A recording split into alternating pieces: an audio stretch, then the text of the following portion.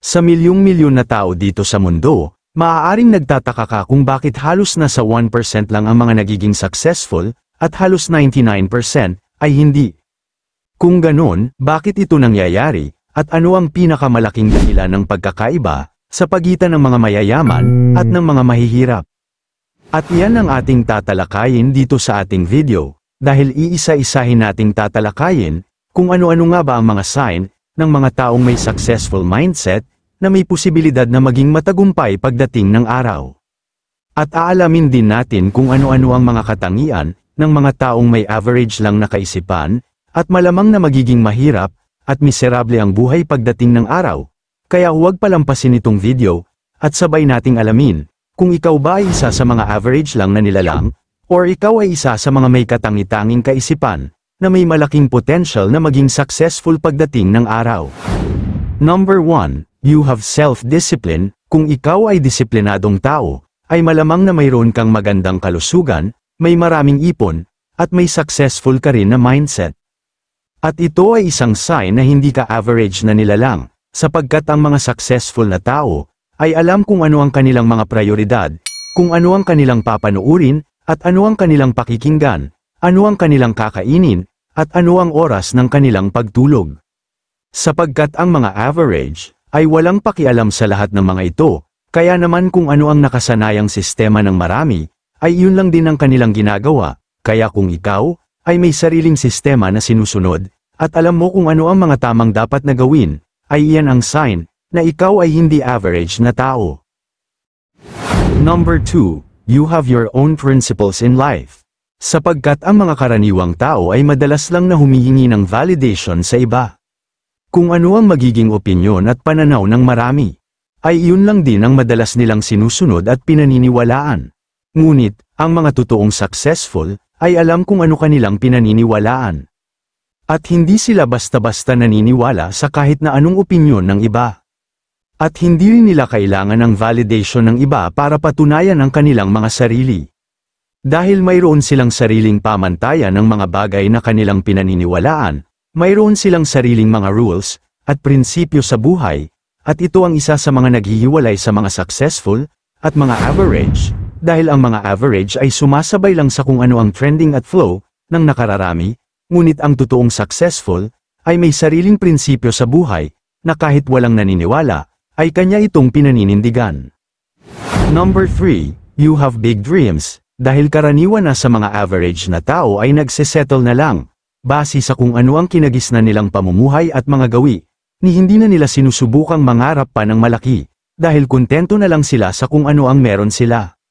But, hindi ko naman sinasabi na mali ito, ngunit, kung magkakaroon ka ng pamilya, at pati na sa iyong katandaan, ay kakailanganin mo ang financial security. Ito ay dahil sa una, ikaw ay hindi palaging malakas, or bata upang makapagtrabaho para sa iyong mga pang-araw-araw na pangangailangan. Ikalawa para din sa iyong mga emergency cost, dahil hindi mo palaging masasabi ang mangyayari sa hinaharap.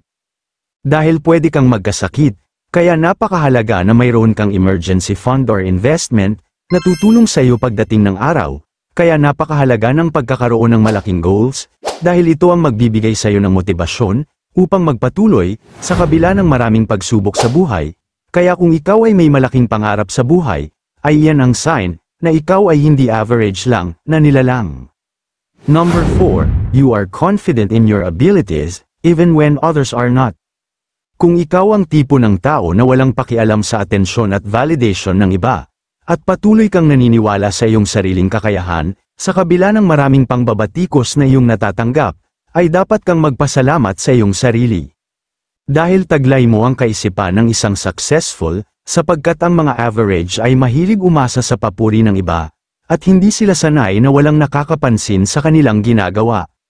Ngunit, ang mga totoong successful ay walang pakialam sa mga ito, dahil patuloy lang silang kumikilos kahit may nakakapansin man sa kanila o wala, may bumibilib man sa kanila, o wala, or kahit may nagtitiwala man sa kanila, o wala, at patuloy lang nilang ginagawa ang kanilang mga layunin whatever it takes, sapagkat alam nila na hindi ang papuri or paghanga ang kinakailangan upang makamit ang tagumpay, kundi sa patuloy na pagsusumikap at pagtsatsaga para maabot ito.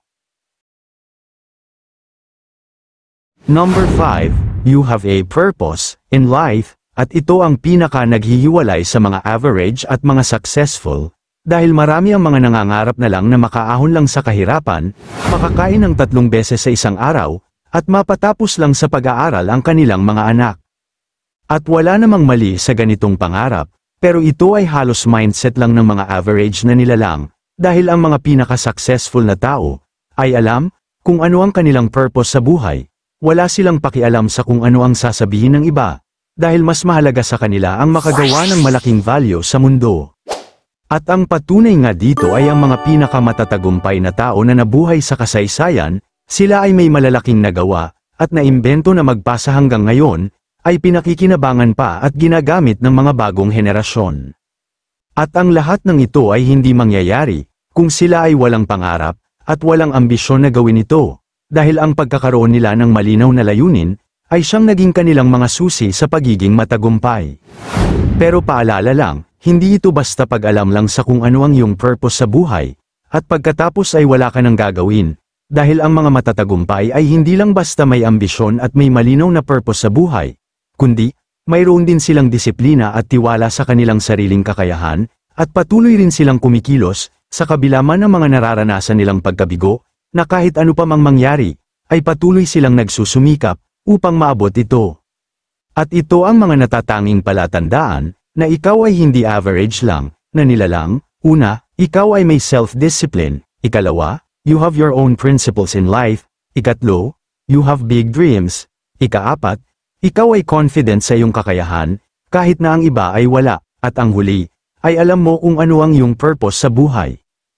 At dito nagtatapos ang ating video. Kung nagustuhan mo ay paki-iwan naman ng like, at mag-subscribe ka na rin sa ating channel for more videos like this. Thank you.